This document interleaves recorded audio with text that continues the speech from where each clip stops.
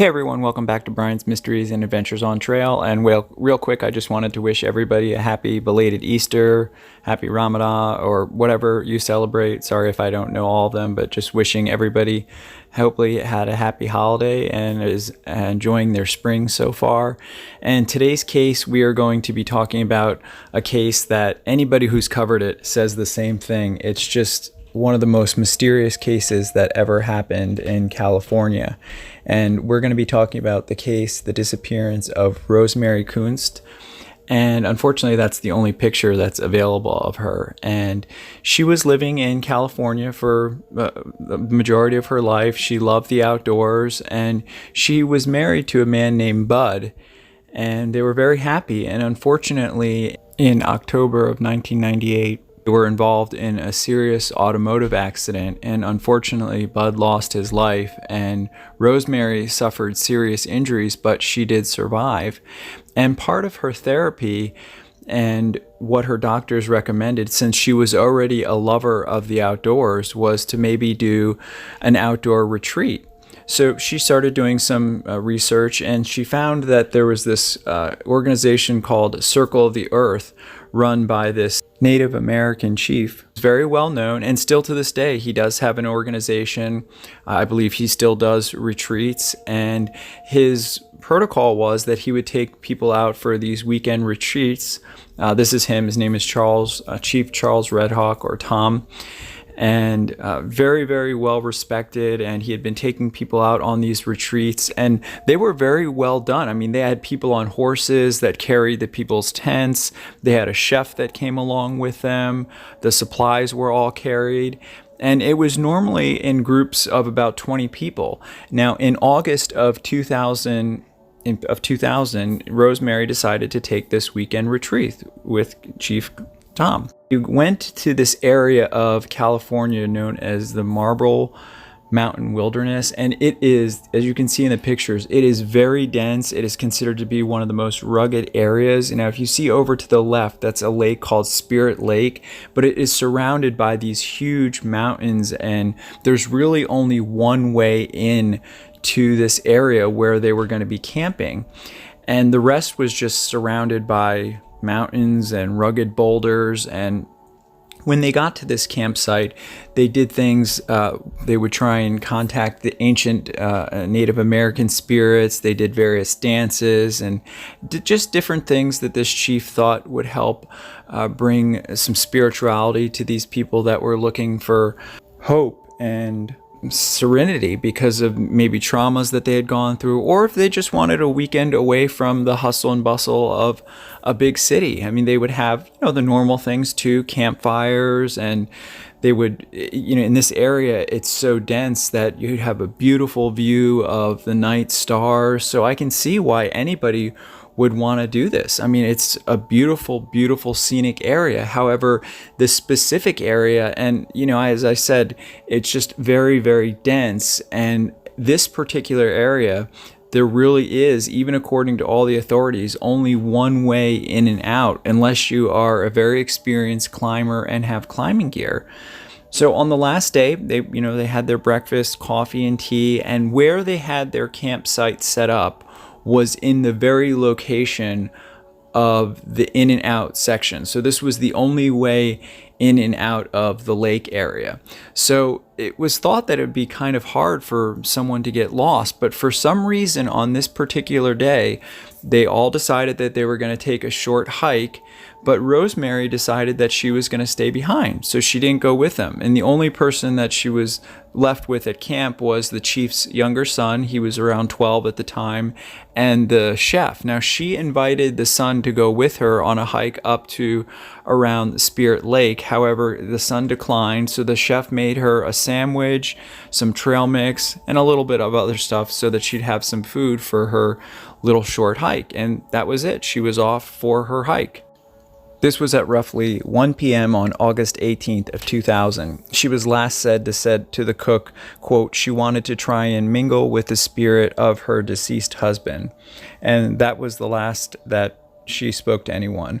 At roughly 5 p.m. that day, the rest of the group came back from their hike, and of course Chief Red Hawk said, "Where's Rosemary?" And they said, "Well, she went off for this hike, but she didn't return." So he sent some of the group out to look for her, and he sent them over to the Woolly Creek outlet area because that's sort of the way in, and he figured that was the only where she would have gone. However, they came back roughly an hour and a half later, and they said they had no success finding her. And she was wearing very bright clothing. She had a blue pants on, a blue hat, blue jacket. So they thought that they'd be able to find her easily because they figured there's no way that she would have ventured off up through the mountains. There's no way. I mean, she was 70 years old. She didn't have any climbing experience or any climbing equipment. Of course, at this time, the chief realized that they had a problem. He did try and send some more people out to look, but the Siskiyou County Sheriff's Department and Search and Rescue, they were all notified. And at first, there was roughly 50 searchers that were out looking for her, but this search operation grew to over 150 people.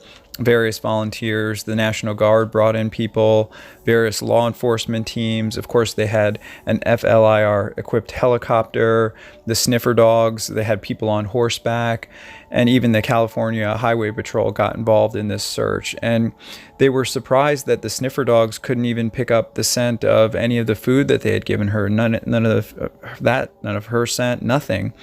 And famous Grizz Adams, who is the commander for the Siskiyou County Sheriff's Department, he was quoted in saying that it's just impossible for this woman to have climbed out without any climbing equipment.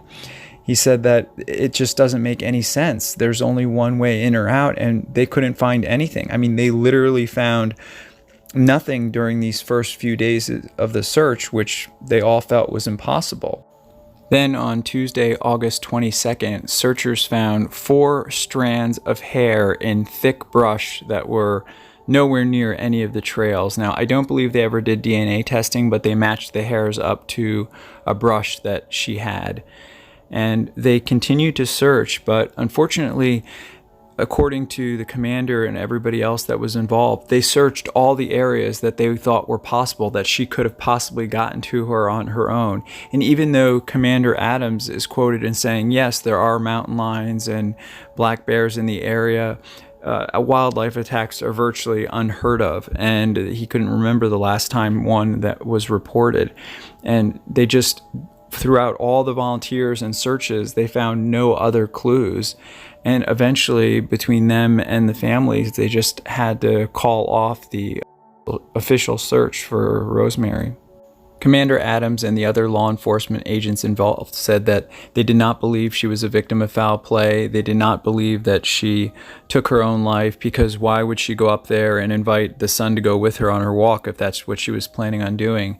However, they found no evidence. They found none of her clothing. They found no tracks. They found no animal tracks. But as you can see around this lake, the mountain ridges are so steep, and in some areas they're reaching 70 degrees. So they just found it, as quoted by Mr. Adams, he just said it's like impossible for somebody to just go out on a short walk and basically disappear into thin air. They just had no other theories. They thought that other people that have helped with the search thought that maybe an animal could have taken her away, but in those cases, there's almost always evidence of that. Further, they interviewed many of her friends and relatives and said that despite having had such a loss and had such a hard time, she wasn't suicidal, she wasn't despondent, and she was looking forward to this retreat, and she was doing well in her recovery. And of course, there's always the possibility, I mean, these areas are popular by weekend visitors or people that really like to get off trail. So it is possible that she ran into somebody and they took her, because honestly, without any other clues, it's very bizarre that none of her hat wasn't found, any of her belongings. She had a journal with her, all the food that the cook had made her, none of the bags, nothing was found. And the agents were just bewildered by this because of this area. Now, I personally haven't been there, but everybody that I've spoken to, it's just one of the most rugged areas of Northern California. The case did get quite a little bit of media attention during the month of August of 2000, but unfortunately, after that first month, it just sort of fizzled out. And since then, there have been several people that have looked into it and covered the case. And of course, the family, I'm sure, is still looking for answers. I mean, yes, at this point, they have, believed that she's probably passed away. But of course, they would like to have her remains back so that they could give her a proper burial, and they would like to know what happened. I mean, that's just human nature, and I can't imagine, after everything that they had already gone through, for this to happen right after, and then for them to have no answers is just heartbreaking.